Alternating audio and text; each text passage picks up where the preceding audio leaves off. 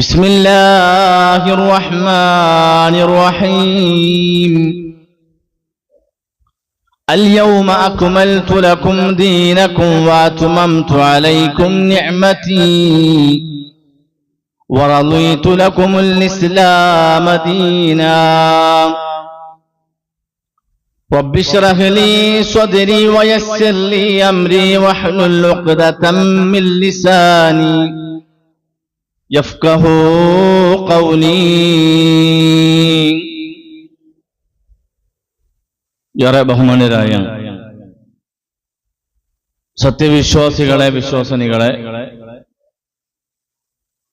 സർവശക്തനായ അല്ലാഹു സുബ്ഹാനഹു വ തആലയുടെ വിധികളും വിലക്കുകളും കൃത്യമായി പാലിച്ച് തഖ്വയുള്ളവരായി ജീവിച്ചു മരിക്കണമെന്ന് ആദ്യം എന്നോടും തുടർന്ന് നിങ്ങൾ ഓരോരുത്തരോടും ഉപദേശിക്കുകയാണ്, വസിയ്യത്ത് ചെയ്യുകയാണ്.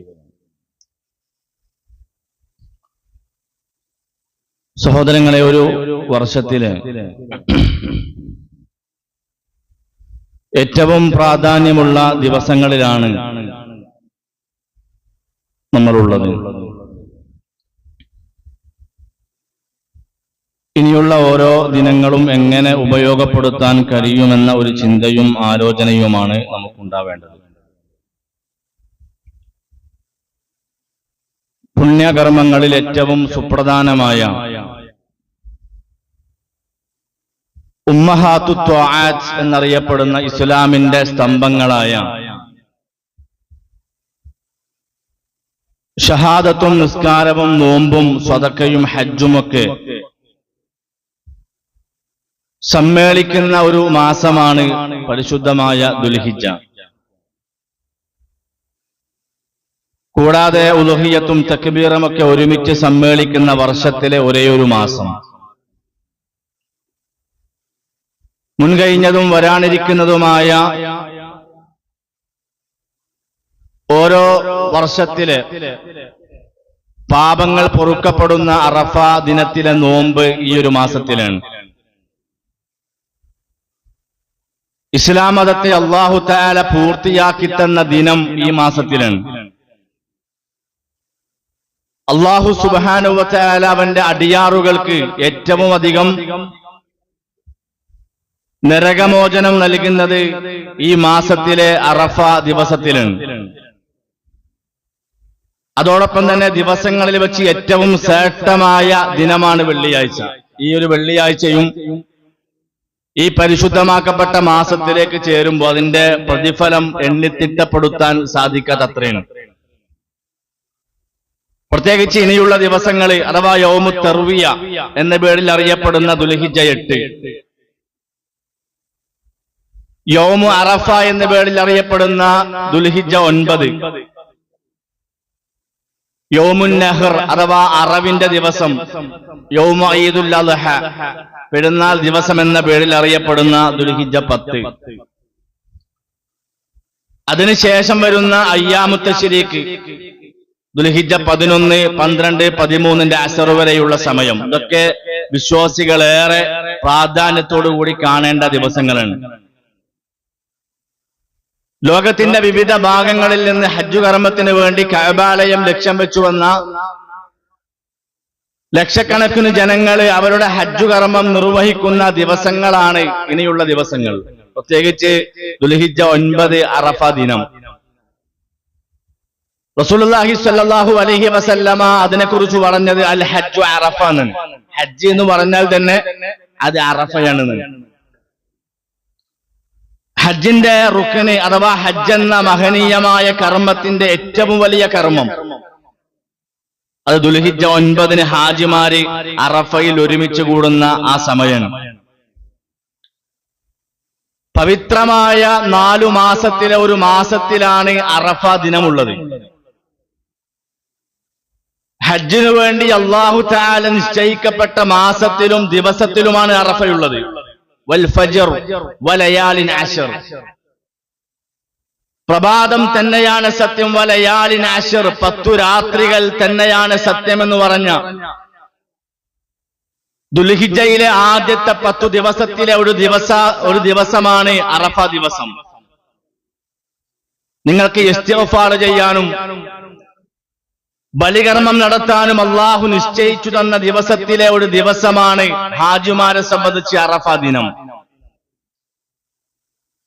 അതുകൊണ്ട് തന്നെ ഇസ്ലാം വളരെ പ്രാധാന്യത്തോടു കൂടിയാണ് ഈ ഒരു ദിവസങ്ങളെ ഇസ്ലാം കാണുന്നത്. പ്രിയപ്പെട്ടവർ, എന്താണ് അറഫ? അറഫ ദിവസത്തിന്റെ ഏറ്റവും വലിയ പ്രത്യേകത എന്താണ്? ഓരോന്നും എണ്ണി മനസ്സിലാക്കാൻ ശ്രമിക്കുമ്പോ ഒന്നാമതായി പ്രിയപ്പെട്ടവരെ കാണുന്നത് മഹാനായ പ്രവാചകൻ സല്ലല്ലാഹു അലൈഹി വസല്ലമയിലൂടെ ഇസ്ലാം മതത്തെ പൂർണ്ണമാക്കി തന്ന ദിവസമാണ് ദുൽഹിജ്ജ 9 അഥവാ അറഫ ദിനം. വിശുദ്ധ ഖുർആനിലെ സൂറത്തു മാഇദയിലെ ഈ ദീനിന്റെ പൂർത്തീകരണത്തെക്കുറിച്ച് നമുക്ക് പഠിപ്പിച്ചു തന്ന വചനമാണ് ഖുതുബയുടെ തുടക്കത്തിൽ ഞാൻ ഓതിയത്. അൽ യൗമ അക്മൽതു ലക്കും ദീനക്കും വഅത്മംതു അലൈക്കും നിഅമതി വറളീതു ലക്കുമുൽ ഇസ്ലാമ ദീന. ഇന്നേ ദിവസം നിങ്ങളുടെ ദീനത നിങ്ങൾക്ക് നാം പൂർത്തീകരിച്ചു തന്നിരിക്കുന്നു. വഅത്മംതു അലൈക്കും നിഅമതി, എന്റെ അനുഗ്രഹം നാം നിങ്ങൾക്കിതാ പരിപൂർണമായി നൽകിയിരിക്കുന്നു. വറളീതു ലക്കുമുൽ ഇസ്ലാമ ദീന, ഇസ്ലാമിനെ നാം നിങ്ങൾക്കതാ മതമായി തൃപ്തിപ്പെട്ടു തരികയും ചെയ്തിരിക്കുന്നു. അഥവാ ഇസ്ലാം മതത്തെ തൃപ്തിപ്പെട്ടു തന്നു. ഇസ്ലാം മതത്തെ അനുഗ്രഹങ്ങൾ പരിപൂർണമായി നമ്മുടെ മേൽ ചൊരിഞ്ഞു തന്ന മഹനീയമായ ദിവസമാണ് പ്രിയപ്പെട്ടവരെ ദുൽഹിജ്ജ 9 അഥവാ അറഫ ദിവസം. ചില യഹൂദികൾ ജൂതന്മാർ ഉമർ റളിയല്ലാഹു തആല അൻഹുവിന്റെ അരികിൽ ചെന്നിട്ട് പറയാ, ഉമറെ, നിങ്ങൾക്കിറങ്ങിയ ആയത്തെങ്ങാനും ഞങ്ങൾക്കാണ് അവതരിച്ചത് എങ്കിൽ ഞങ്ങൾ ആ ദിവസത്തെ ആഘോഷമായി ആഹ്ലാദമായി ഞങ്ങൾ കാണുമായിരുന്നു എന്ന് ചില ജൂതന്മാർ ഉമർ റളിയല്ലാഹു തആല അൻഹുവിന്റെ അരികിൽ ചെന്ന് പറഞ്ഞപ്പോ ഉമർ ചോദിക്കുകയാണ്, നിങ്ങൾ പറയുന്ന ആ ആയത്ത് ഏതാണ്? ആ സമയത്ത് ജൂതന്മാരെ ഈ വിശുദ്ധ ഖുർആനിലെ അൽ യൗമ അക്മൽതു ലക്കും ദീനക്കും എന്ന ആയത്ത് ഓതിക്കൊടുത്തതായി പ്രിയപ്പെട്ടവരെ നമുക്ക് കാണാൻ പറ്റും. മഹാനായ ഉമർ റളിയല്ലാഹു തആല അൻഹു ആ ദിവസത്തെ കുറിച്ച് പറഞ്ഞത്, ഖദ് അറഫ്നാ ദാലികൽ യൗമി വൽ മകാനു അല്ലദീ നസലത് ഫീഹി അല നബി സല്ലല്ലാഹു അലൈഹി വസല്ലം. നബി സല്ലല്ലാഹു അലൈഹി വസല്ലമക്ക് ഈ ആയത്ത് ഇറങ്ങിയ ദിവസം വഹുവ ഖായിമുൻ ലിഅറഫ യൗമുൽ ജുമുഅ, ഒരു വെള്ളിയാഴ്ച ദിവസം നബി സല്ലല്ലാഹു അലൈഹി വസല്ലമയും ഞങ്ങളും അറഫ മൈതാനിയിൽ അഥവാ ദുൽഹിജ്ജ 9 തന്റെ ജീവിതത്തിലെ ആദ്യത്തെയും അവസാനത്തെയും ഹജ്ജ് കർമ്മം നിർവഹിച്ചപ്പോ ഞങ്ങളെല്ലാവരും പ്രവാചകന്റെ കൂടെ അറഫ മൈതാനിയിൽ ഒരുമിച്ച് കൂടിയ സന്ദർഭത്തിലാണ് വിശുദ്ധ ഖുർആനിലെ ഈ ആയത്ത് പ്രവാചകൻ ഇറങ്ങുന്നത്. പ്രിയപ്പെട്ടവരെ, വിശുദ്ധ ഖുർആനിൽ ഏറ്റവും അവസാനം ഇറങ്ങിയ ആയത്തും ഇസ്ലാമിന്റെ പൂർത്തീകരണം ഈ അറഫ ദിനത്തിലാണ് എന്നതാണ് ഈ ദിവസത്തിന്റെ ഏറ്റവും വലിയ പ്രത്യേകത. രണ്ടാമതായി നമ്മൾ മനസ്സിലാക്കേണ്ടത്, രണ്ടാമത്തെ പ്രത്യേകത, കുറെ ആളുകൾ നരകത്തിലേക്കുള്ള പ്രവർത്തനങ്ങൾ ചെയ്യുന്നുണ്ട്.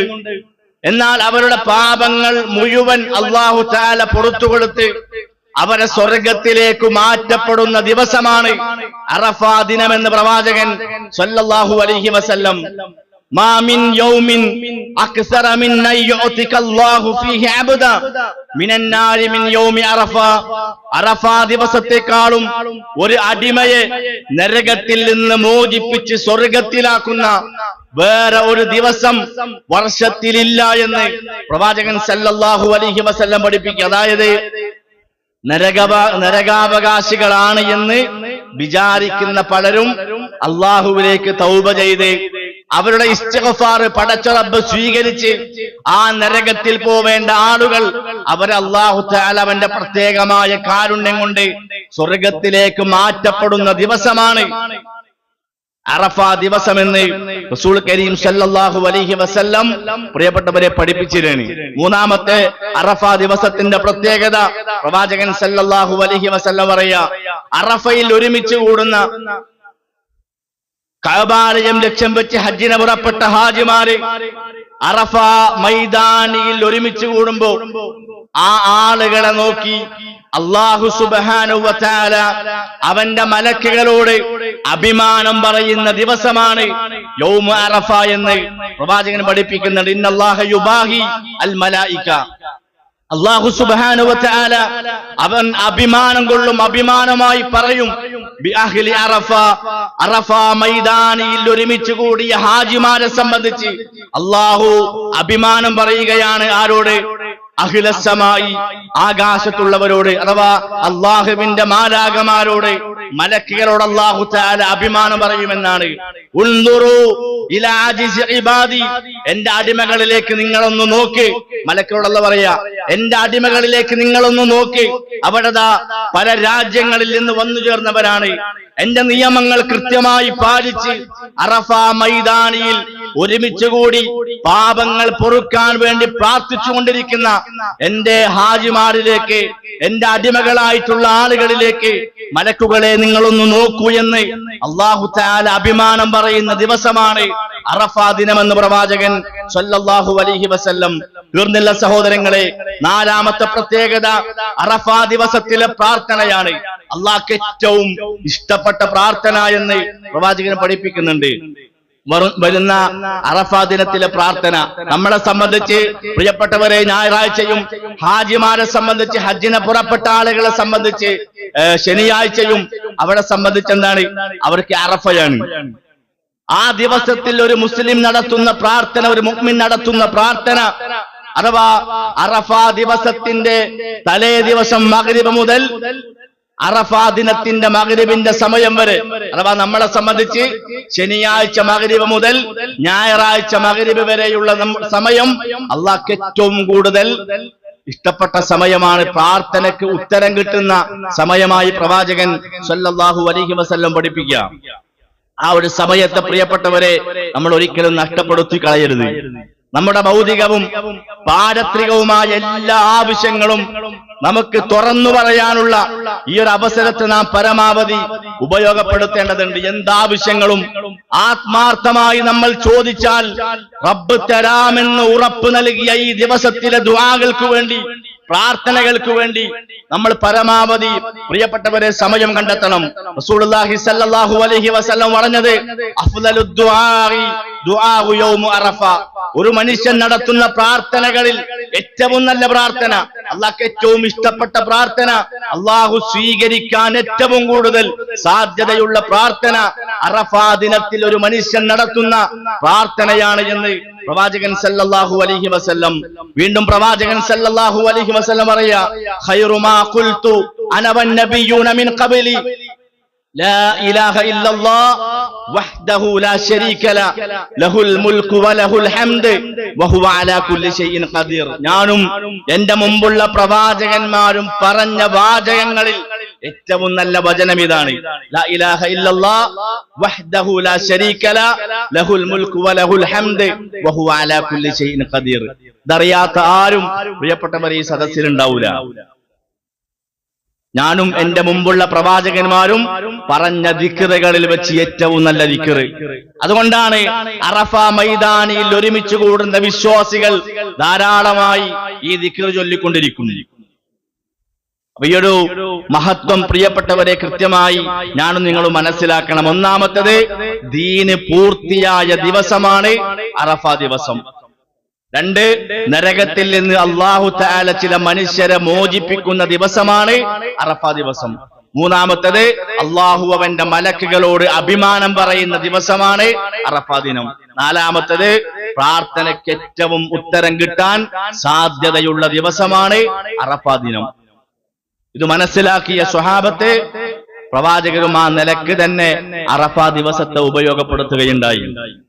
നമ്മളും പ്രിയപ്പെട്ടവരെ ഈ ദിവസത്തില് നോമ്പുകാരായിരിക്കണം. അറഫ നോമ്പ് നോൽക്കേണ്ടത് ദുൽഹിജ്ജ 9-നാണ്. അഥവാ നമ്മുടെ നാട്ടിലെ അറഫ ദിനത്തിലാണ് നമ്മൾ നോമ്പ് നോൽക്കേണ്ടത്. ഓരോ നാട്ടിലും അവിടുത്തെ മാസപ്പിറവി അനുസരിച്ചുകൊണ്ട് എന്ത് ചെയ്യും? അവിടെ നോമ്പും പെരുന്നാളും ഒക്കെ അനുഷ്ഠിക്കും. ഹാജിമാര് അറഫയിൽ ഒരുമിക്കുമ്പോ നിങ്ങൾ നോമ്പെടുക്കുക എന്നല്ല പ്രവാചകൻ പറഞ്ഞത്. അത് അസാധ്യമാണ്, അത് വിഡ്ഢിത്തമാണ്. കാരണം ഹാജിമാര് അറഫയിൽ സംഗമിക്കുന്ന സമയം ലോകത്ത് പല സ്ഥലത്തും പല അവസ്ഥ ഉണ്ടാവുക. അവിടെ ഹാജിമാർ അറഫയിൽ സമ്മേളിക്കുമ്പോൾ രാത്രിയുള്ള സമയമുണ്ട്, രാത്രിയുള്ള രാജ്യങ്ങളുണ്ട്. നമുക്കിവിടെ പകലാകുമ്പോ പല രാജ്യത്തും രാത്രിയാണ് അവിടെ. അപ്പൊ അതൊരിക്കലും അല്ലെ അവരോട് എന്താണ് അല്ലെ ഹാജിമാർക്ക് അറഫയിൽ സമ്മേളിക്കുന്ന ആളുകളോട് ഐക്യദാർഢ്യം പുലർത്തുക എന്നുള്ളതല്ല അറഫ നോമ്പിന്റെ പ്രത്യേകത. നമ്മുടെ നാട്ടിലെ അറഫ ദിനവും പെരുന്നാളും തീരുമാനിക്കേണ്ടത് എങ്ങനെയാണ്?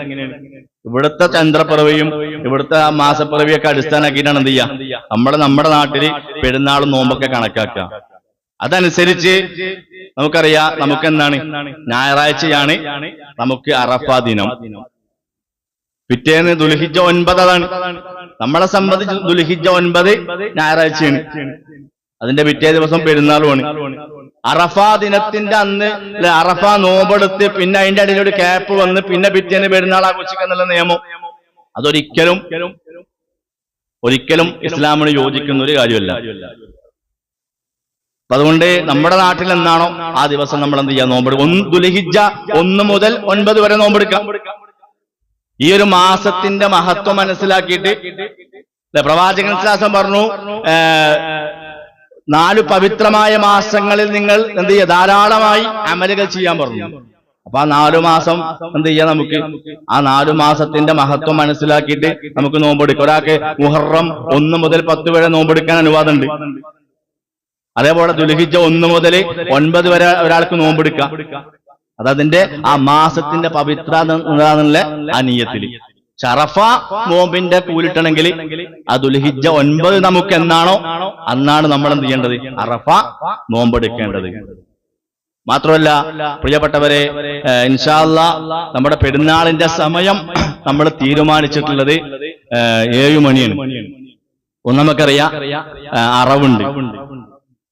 രണ്ടാമത്തത് അല്ലെ ഇപ്പോ സുബഹിന്റെ ബാങ്കിന്റെ 4:45 സുബഹിക്ക് എണീക്കുന്ന ഒരാൾക്ക് 7 മണിക്ക് എത്തിപ്പെടാൻ ഒരു പ്രയാസമില്ല.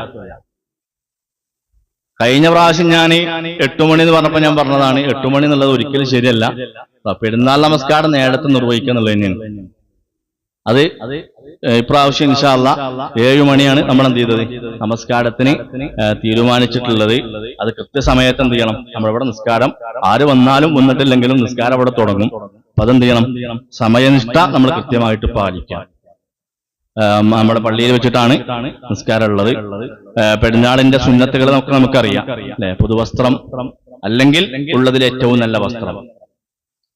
പുതുവസ്ത്രം ഉണ്ടെങ്കിൽ പുതുവസ്ത്രം, അല്ലെങ്കിൽ ഉള്ളതിൽ ഏറ്റവും നല്ല വസ്ത്രം ധരിച്ചുകൊണ്ടാണ് എന്ത് ചെയ്യേണ്ടത് പള്ളിയിലേക്ക് വരേണ്ടത്. ഇതൊക്കെ എല്ലാ പെരുന്നാളിലും നമ്മൾ പറയുന്ന കാര്യമാണ്. വസ്ത്രത്തിൽ നമ്മൾ ശ്രദ്ധിക്കേണ്ട വിഷയം പ്രിയപ്പെട്ടവർ, ഒരു പെരുന്നാളിന്റെ ദിവസത്തിൽ ഹറാമിന്റെ വസ്ത്രം ധരിച്ച് നമ്മൾ പള്ളിയിലേക്ക് വരാൻ പാടില്ല. ഇസ്ലാമിക വേഷം ധരിച്ചുകൊണ്ട് പള്ളിയിലേക്ക് വരിക എന്നുള്ളതിനാണ്. അത് പുരുഷന്മാരെ സംബന്ധിച്ച് നെരിയാണിക്ക് താഴെയുള്ള വസ്ത്രം നരകത്തിലാണ്, ഒരു സംശയമല്ല.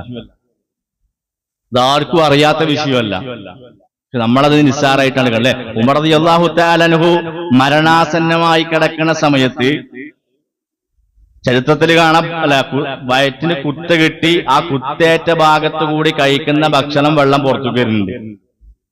അത്ര സക്കറാത്തിന്റെ അവസ്ഥയിലാണ് കിടക്കുന്നത്. ആ സമയത്ത് അദ്ദേഹത്തെ സന്ദർശിക്കാമെന്നൊരാളെ പ്രസ് നെരിയാണിക്ക് താഴെ പോയത് കണ്ടപ്പോ അദ്ദേഹം അത് മുകളിലേക്ക് കയറ്റിയെടുക്കാൻ പറഞ്ഞിരിക്കണമെങ്കിൽ അതിന്റെ ഗൗരവത്തിൽ ഉണ്ടാവും. അപ്പൊ നമ്മുടെ വസ്ത്രം പ്രിയപ്പെട്ടവരെ ഇസ്ലാമികാകണം. സ്ത്രീകളെ സംബന്ധിച്ച് പ്രവാചകൻ പറഞ്ഞ എന്താ അറിയോ, അവർ വസ്ത്രം ധരിച്ചിട്ടുണ്ട് പക്ഷെ നഗ്നകളാണെന്ന്. വസ്ത്രം ധരിച്ചിട്ടുണ്ട് നഗ്നകളാണ്. ഇസ്ലാമിക വേഷം ധരിക്കാൻ നമ്മൾ എന്ത് ചെയ്യുക, പ്രത്യേകം നമ്മൾ ശ്രദ്ധിക്കുക. പുതുവസ്ത്രമാകുമ്പോ പ്രത്യേക ഒരു ശ്രദ്ധ നമുക്ക് ആ വിഷയത്തിൽ ഉണ്ടാകണം. പുതുവസ്ത്രം ധരിക്കുമ്പോഴുള്ള പ്രാർത്ഥന ഉണ്ട്. ഇതൊക്കെ ഈ ഒരു അവസരത്തിൽ നമുക്ക് കിട്ടുള്ളൂ. അല്ലെങ്കിൽ നമ്മുടെ പള്ളിയിൽ കല്യാണം ഉണ്ടാവണം, അപ്പോഴാണ് പുതുവസ്ത്രം എടുക്കുമ്പോൾ. പുതുവസ്ത്രം ധരിക്കുമ്പോ പ്രവാചകൻ പഠിപ്പിച്ച പ്രാർത്ഥന ഉണ്ട്. ഏതാ? അല്ലാഹുമ്മ ലക്കൽ ഹംദു അൻത കസൗതനീഹി. അല്ലാഹുമ്മ ലക്കൽ ഹംദു അൻത കസൗതനീഹി അസ്അലുക ഖൈറഹു വഖൈറ മാ സുനിഅ ലഹു വഅഊദു ബിക മിൻ ശർരി വശർരി മാ സുനിഅ ലഹു. ഇതൊക്കെ നമ്മൾ പഠിക്കേണ്ട പ്രാർത്ഥനയാണ്. ഈ പ്രാർത്ഥന ചൊല്ലി പുതുവസ്ത്രം ധരിക്കുക അല്ലെ. അതേപോലെ തന്നെ പുതുവസ്ത്രം ധരിച്ചവനെ കണ്ടാലുള്ള പ്രാർത്ഥന ഉണ്ട്. ഒരാൾ പുതുവസ്ത്രം ധരിച്ചു വരുമ്പോൾ അയാളെ കാണുമ്പോൾ പ്രവാചകൻ പഠിപ്പിച്ച പ്രാർത്ഥന ഉണ്ട്. ഏതാ? ഇൽബസ് ജദീദ വഇശ് ഹമീദൻ വമുത് ഷഹീദ. പ്രവാചകൻ പഠിപ്പിച്ച പ്രാർത്ഥനയാണ്. പുതുവസ്ത്രം ധരിച്ച ഒരാളെ കാണുമ്പോൾ ചൊല്ലാൻ വേണ്ടിയിട്ട്. പെരുന്നാളിന്റെ സുന്നത്തുകളൊക്കെ പ്രിയപ്പെട്ടവരെ കൃത്യമായി നമ്മൾ പാലിക്കുക. സുഗന്ധം പൂശുക അല്ലെ. പെരുന്നാളിന്റെ നീയത്ത് വെച്ച് കുളിക്കണം.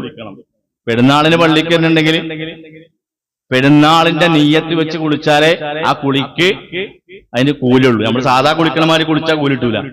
അതാ നീയത്തിൽ കുളിക്കണം. നിസ്കാരത്തിന്റെ മുമ്പ് നമ്മൾ ജനാപത്തുകാരനായി കുളിക്കണ്ടെങ്കിൽ സാധാ കുളിക്കണമാതിരി ആണ് ചിലപ്പോ കുളിക്കുക അല്ലെ. അല്ലെങ്കിൽ അതിന്റെ സുന്നത്തുകളൊക്കെ എടുത്ത് കുളിക്കും. പക്ഷെ അത് കുളിക്കുമ്പോ ജനാപത്തിന്റെ കുളി ആകണമെങ്കിൽ എന്ത് വേണം? ജനാപത്തിന്റെ നീയത്ത് വെച്ചാലേ ജനാപത്തിന്റെ കുളിയാവുള്ളൂ. അല്ലെങ്കിൽ സാധാ കുളിയെ കിട്ടുക. അത് നീയത്ത് വളരെ പ്രധാനമാണ്. ആ നിലക്ക് എന്ത് ചെയ്യുക? നമ്മൾ കുളിച്ച് പെരുന്നാളിന്റെ നീയത്ത് വെച്ച് കുളിച്ച് എന്ത് ചെയ്യുക? ഈദിന്റെ മുസല്ലയിലേക്ക് നമ്മൾ വരിക. തക്ബീർ ചൊല്ലി നേരത്തെ മുസല്ലയിലേക്ക് പള്ളിയിലേക്ക് എത്താനൊക്കെ എന്ത് ചെയ്യണം? നമ്മൾ ശ്രദ്ധിക്കണം. ഒരു പ്രയാസകരമായ കാര്യം കഴിഞ്ഞ പെരുന്നാൾ ഉണ്ടായത് തുറന്നു പറയാണ്. ഞാൻ ഈ മഹല്ലിലെ ഖത്തീബ് എന്നുള്ള നിലക്കും അത് പറയലിന്റെ ബാധ്യത എന്നുള്ള നിലക്കും തുറന്നു പറയാണ്. അതിൽ ആരൊന്നും വിചാരിക്കണ്ട. കഴിഞ്ഞ പ്രാവശ്യം ഞാനൊരു 10 മിനിറ്റ് മുമ്പാണ് ഞാൻ അവിടെ എത്തുന്നത്. ആ എത്തുന്ന സമയത്തും ഒരാളും മൈക്ക് ഓണാക്കിയിട്ടുള്ള തക്ബീറും ചൊല്ലണില്ല. അതൊക്കെ വളരെ ശ്രദ്ധിക്കപ്പെടേണ്ട വിഷയമാണ്. അപ്പൊ നേരത്തെ എന്ത് ചെയ്യണം? നേരത്തെ വന്ന് നമുക്ക് തക്ബീർ ചൊല്ലാൻ കിട്ടുന്ന ആകെ ഒരു ചാൻസ് പള്ളിയിൽ നിന്നാണ്. നമ്മളാരും അങ്ങാടി പോയി ചൊല്ലണില്ല. ഉമർ റളിയല്ലാഹു തആല അൻഹു പെരുന്നാളിന്റെ മാസപ്പിറവി കണ്ടാൽ എന്ത് ചെയ്യുന്നത്? അദ്ദേഹം അങ്ങാടിയിലേക്ക് പോകാൻ തീരെ ഇഷ്ടമില്ലാത്ത ഒരാളാണ്. എന്തുകൊണ്ടാന്ന് വെച്ചാൽ അള്ളാഹ്ക്ക് ഏറ്റവും വെറുക്കപ്പെട്ട സ്ഥലം അങ്ങാടിയാണ്. അള്ളാഹ്ക്ക് ഏറ്റവും വെറുക്കപ്പെട്ട സ്ഥലം ഏതാ ചോദിച്ചപ്പോ പ്രവാചകൻ പറഞ്ഞത് അങ്ങാടിയാണ്. അള്ളാഹ്ക്ക് ഏറ്റവും ഇഷ്ടപ്പെട്ട സ്ഥലം പള്ളിയാണ്. ഉമർ റളിയല്ലാഹു തആല അൻഹു അത്യാവശ്യങ്ങൾക്ക് അങ്ങാടി പോവുള്ളൂ. മാസപ്പിറവി കണ്ടാല് അദ്ദേഹം എന്ത് ചെയ്യും? മാസപ്പിറവി കണ്ടാൽ വീട്ടിൽ നേരെ ഇറങ്ങും അങ്ങാടിക്ക്. അങ്ങാടി പോയി തക്ബീർ ചൊല്ലാണ്. നമ്മൾ അങ്ങനെയും ചെയ്യണില്ല. അപ്പൊ ഉള്ളത് എന്ത് ചെയ്യണം? ഉള്ള കിട്ടുന്ന സമയം പരമാവധി തക്ബീറുകൾക്ക് വേണ്ടി നമ്മൾ ഉപയോഗപ്പെടുത്തണം. പള്ളികളിൽ സഹോദരങ്ങൾ സജീവമായിട്ട് ഉണ്ടാകുന്ന വേണം. നേരത്തെ വരിക, മുസല്ലയിലേക്ക് നടന്നു പോകാനാണ് എന്ത്? പ്രവാചകൻ സ്വല്ലല്ലാഹു അലൈഹി വസല്ലമയുടെ സുന്നത്ത്. അതേപോലെ തന്നെ ഇതിന്റെ മുസല്ലയിൽ നമ്മൾ എന്ത് ചെയ്യണം? ധാരാളമായി ദാനം ചെയ്യാൻ പ്രവാചകൻ പഠിപ്പിച്ചു. അപ്പൊ നമ്മള് പുതുവസ്ത്രമൊക്കെ വാങ്ങിയിട്ടുണ്ടെങ്കിൽ അതിന്റെ പോക്കറ്റിൽ പെരുന്നാക്ക് കൊടുക്കാനുള്ള പൈസ എന്ത് ചെയ്യാം? നമ്മൾ പോക്കറ്റിൽ ഇട്ട് വരും. നമ്മൾ ഇസ്തിരിയൊക്കെ ഇട്ട് വരും. ആ സമയത്ത് ആ പൈസ ഒക്കെ ഒന്ന് പോക്കറ്റിൽ വെച്ച് റെഡിയാക്കാം, മറക്കാതെക്കാൻ. അത്ര പ്രാധാന്യമുള്ള സുന്നത്താണ് പെരുന്നാളിലെ സ്വതക്ക. പ്രവാചകന്റെ തോളിലുള്ള മുണ്ട് അല്ലെ പിടിച്ചാണ് എന്ത് ചെയ്തു? സ്ത്രീകളെ ഭാഗത്ത് പോയിട്ട് പ്രവാചകൻ പിരിച്ചേക്കാണ്. സ്ത്രീകളെ ഭാഗത്ത് പോയാണ് പ്രവാചകൻ പിരിക്കണ്. പ്രവാചകനും ഉമറും പോയി പിരിക്കണം. അപ്പൊ അത്ര പ്രാധാന്യം ഇതിനുണ്ടാവും. അപ്പൊ ആ നിലക്ക് നമ്മൾ അതിനെന്ത് ചെയ്യണം? കാണണം. അല്ലാഹു സുബ്ഹാനഹു വ തആല ഇത്തരം സുന്നത്തുകളൊക്കെ ജീവിതത്തിൽ പാലിക്കുന്ന വിശ്വാസികളിൽ നമ്മെ ഉൾപ്പെടുത്തി അനുഗ്രഹിക്കുമാറാകട്ടെ.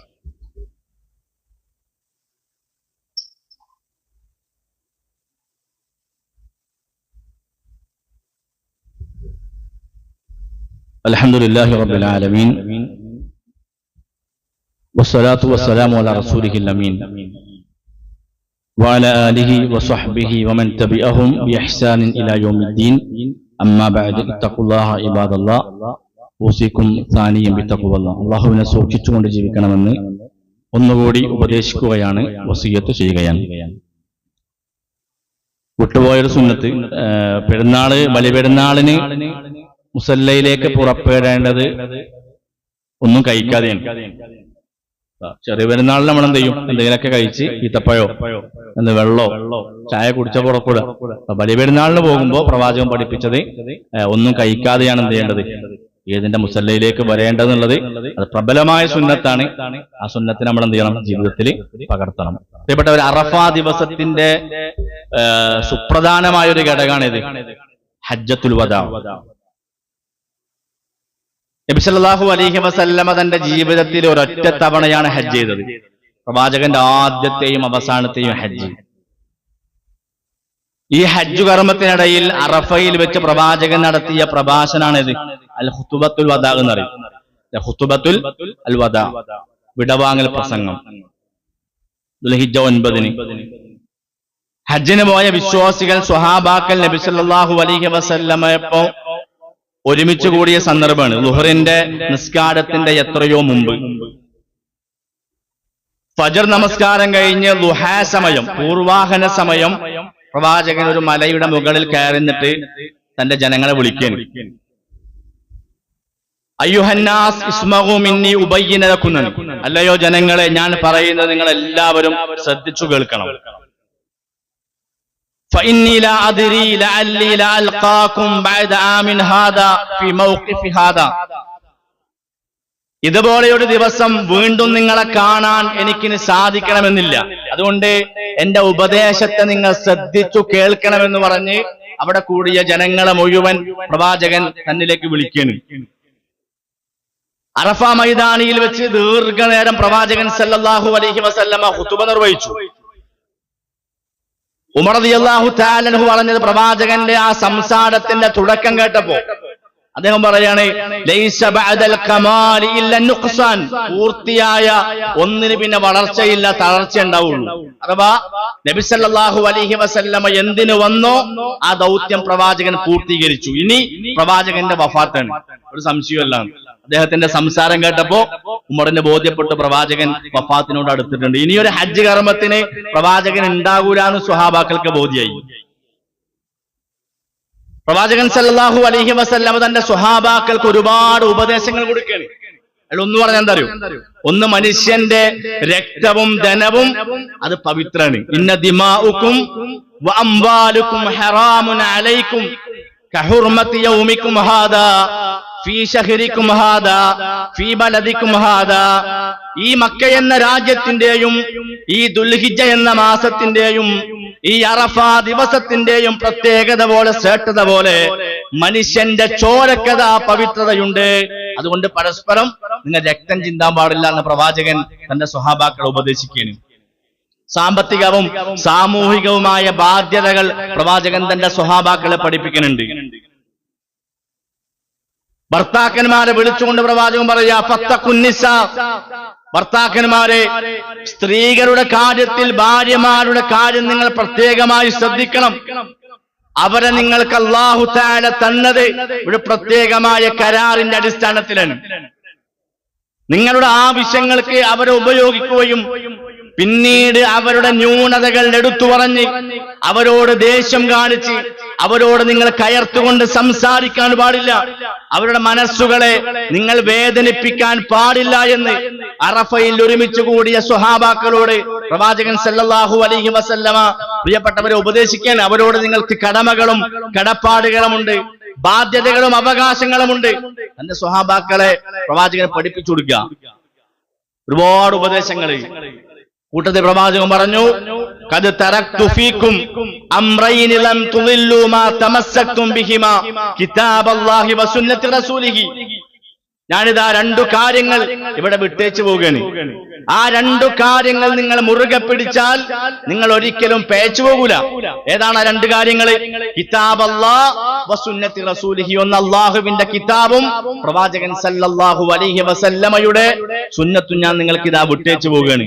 പ്രവാചകൻ പറഞ്ഞു, അയ്യുഹന്നാസ്, ഏ ജനങ്ങളെ, ഇന്നഹു ലാ നബിയ്യ ബഅദി, എനിക്കു ശേഷം ഇനി ഒരു പ്രവാചകൻ ലോകത്ത് വരാനില്ല. ഞാനാണ് അവസാനത്തെ പ്രവാചകൻ. ലാ ഉമ്മത ബഅദകും, നിങ്ങൾക്കു ശേഷം ഇനി ഒരു ഉമ്മത്തും ലോകത്ത് വരാനില്ല, അവസാനത്തെ സമുദായവും നിങ്ങളാണ് എന്ന് പ്രവാചകൻ സല്ലല്ലാഹു അലൈഹി വസല്ലമ പറഞ്ഞ് പ്രവാചകന്റെ ഖുതുബ നിർത്തി. ളുഹർ നമസ്കാരത്തിന് ബാങ്ക് കൊടുക്കാൻ വേണ്ടി ബിലാൽ റളിയല്ലാഹു തആല അൻഹുവിനോട് പ്രവാചകൻ കൽപ്പിക്കുകയാണ്. കുറച്ചു കഴിഞ്ഞ് ഇഖാമത്ത് കൊടുത്തു. സ്വഹാബാക്കള് പ്രവാചകൻ സല്ലല്ലാഹു അലൈഹി വസല്ലമയുടെ കൂടെ നിസ്കരിക്കുകയാണ്. അറഫ മൈതാനിയിൽ ളുഹറും അസറും ജമ്മാക്കി പ്രവാചകൻ സല്ലല്ലാഹു അലൈഹി വസല്ലമ നിസ്കരിച്ചു. എന്നിട്ട് സ്വഹാബാക്കളോട് പറഞ്ഞു, ഇത് നിങ്ങൾ പ്രാർത്ഥനയ്ക്ക് വേണ്ടി ഉപയോഗപ്പെടുത്താൻ പറഞ്ഞു സമയം. ഓരോ സ്വഹാബാക്കളും ഒറ്റക്കൊറ്റക്ക് പ്രാർത്ഥിക്കുകയാണ് അറഫ മൈതാനിയിൽ ഒരുമിച്ച് കൂടെ. അതുകൊണ്ടാണ് പ്രവാചകൻ അൽ ഹജ്ജു അറഫ എന്ന് പറഞ്ഞത്, അല്ലെ? ഹജ്ജ് എന്ന് പറഞ്ഞാല് അറഫയാണെന്ന് പറഞ്ഞ എന്തിനാ? അറഫ മൈതാനിയിൽ വെച്ചുള്ള പ്രാർത്ഥന കൊണ്ടാ പ്രവാചകൻ അത് പറയാൻ കാരണം. സ്വഹാബാക്കൾ പ്രാർത്ഥിക്കുകയാണ്. എന്താ സ്വഹാബാക്കൾക്ക് പ്രാർത്ഥിക്കാനുള്ളത് അറിയോ? അല്ലാഹുമ്മ യഗ്ഫിർലി, അല്ലാഹുമ്മ യഗ്ഫിർലി, പുറത്തു വരണേ അല്ലാ, മാപ്പാക്കണയല്ല, തെറ്റുകൾ ചെയ്തിട്ടുണ്ട് റബ്ബേ, ഹറാം ഞങ്ങൾ കുടിച്ചിട്ടുണ്ട്. എപ്പോ?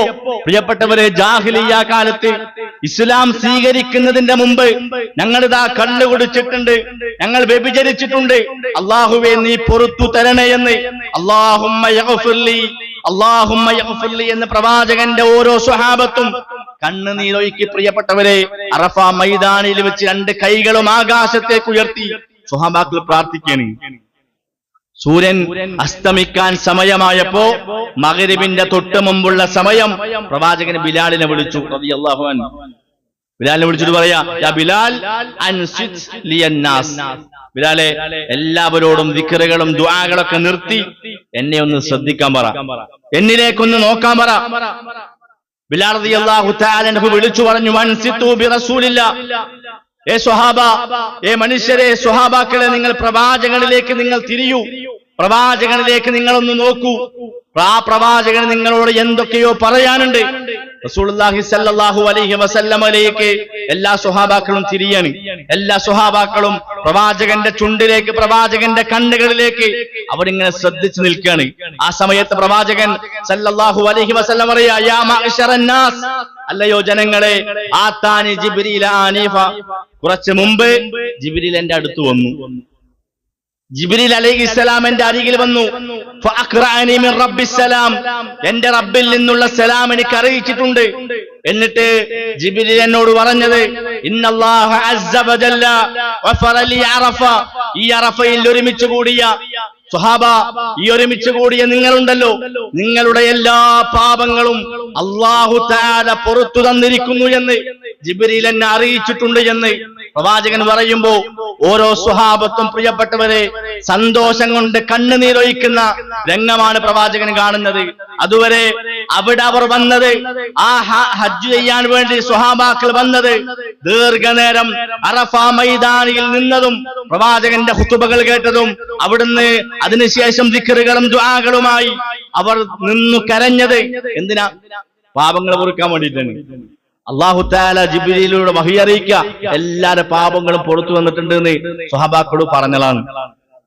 ഇന്നാ ഭാഗ്യല്ല.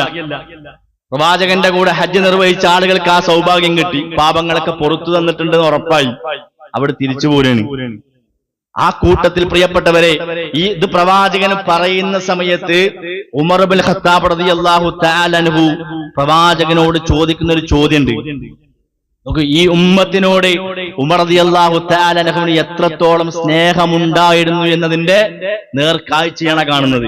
ഉമർ ചോദിക്കുകയാണ്, അല്ലാഹുവിന്റെ റസൂലേ, ഹാദാ ലനാ ഖാസ്വ, അല്ലാഹുവിന്റെ പ്രവാചകരെ, ഇത് അങ്ങയുടെ കൂടെ ഹജ്ജിന് വന്ന ഈ സ്വഹാബാക്കളായ ഞങ്ങൾക്ക് മാത്രമാണോ ഈ ഒരു പരിഗണന ഉള്ളത്? അല്ല, എല്ലാ പാപങ്ങളും പുറത്തുനിന്ന് പറഞ്ഞില്ലേ, ഇത് ഞങ്ങൾക്ക് മാത്രമാണോ ഉള്ളത് എന്നാണ് പ്രവാചകൻ സല്ലല്ലാഹു അലൈഹി വസല്ലം പറയാ, ഹാദാ ലക്കും വലിമൻ അസാ ബഅദൻ നാസി ഇലാ യൗമിൽ ഖിയാമ, ഇത് നിങ്ങൾക്കും അന്ത്യനാൾ വരെ ഹജ്ജ് കർമ്മത്തിന് വരുന്ന മുഴുവൻ ഹാജിമാർക്കും ഉള്ള അനുഗ്രഹമാണെന്ന് പറഞ്ഞപ്പോഴാണ് ഉമറിന് സമാധാനമായത് റളിയല്ലാഹു അൻഹു. ഉണ്ടോ, ഞങ്ങളെ പാപങ്ങളൊക്കെ പുറത്തുനിന്നു, ഇനി വരാനിരിക്കുന്ന ആളുകളെ പാപങ്ങൾ എന്താകുന്നുള്ള ആ ചിന്ത കൊണ്ടാണ് ആ ചോദ്യം. ഞങ്ങൾക്ക് മാത്രമുള്ള ഈ പരിഗണന. അപ്പൊ പ്രവാചകൻ പറഞ്ഞു, അല്ല, ഇവിടെ വരുന്ന മുഴുവൻ ഹാജിമാർക്കും ചെയ്യും അല്ലാഹു തആല പുറത്തു കൊടുക്കുന്നു പറഞ്ഞപ്പോ ഉമർ റളിയല്ലാഹു തആല അൻഹു കരച്ചിൽ നിർത്തിയിട്ട് സന്തോഷിച്ചു എന്നാണ്. അദ്ദേഹം കണ്ണുനീര് തുടച്ചു എന്ന് ചരിത്രത്തിൽ പ്രിയമുള്ളവരെ കാണാൻ പറ്റും. അതിനുശേഷം ഉമർ പറയാ, ശത്രു ഖൈറല്ലാഹി മതാബ്, അല്ലാഹു എത്ര അനുഗ്രഹീതനാണ്, അല്ലാഹു എത്ര കാരുണ്യമുള്ളവനാണെന്ന് അദ്ദേഹം തന്റെ നാവ് കൊണ്ട് പറഞ്ഞതായി ചരിത്രങ്ങളിൽ നമുക്ക് കാണാൻ പറ്റും. സഹോദരങ്ങളെ, നാവ് കൊണ്ട് പറഞ്ഞാൽ തീരാത്തത്ര അനുഗ്രഹങ്ങളാണ് അറഫ ദിവസത്തിൽ അല്ലാഹു തആല ഒരുക്കി വെച്ചിട്ടുള്ളത്. അതുകൊണ്ടാണ് ഉമ്മ പ്രസവിച്ചതുപോലെയാണ് ഹജ്ജു ചെയ്ത ആളുകൾ മടങ്ങി വരിക എന്ന് പ്രവാചകൻ വെറുതെ പറഞ്ഞതല്ല.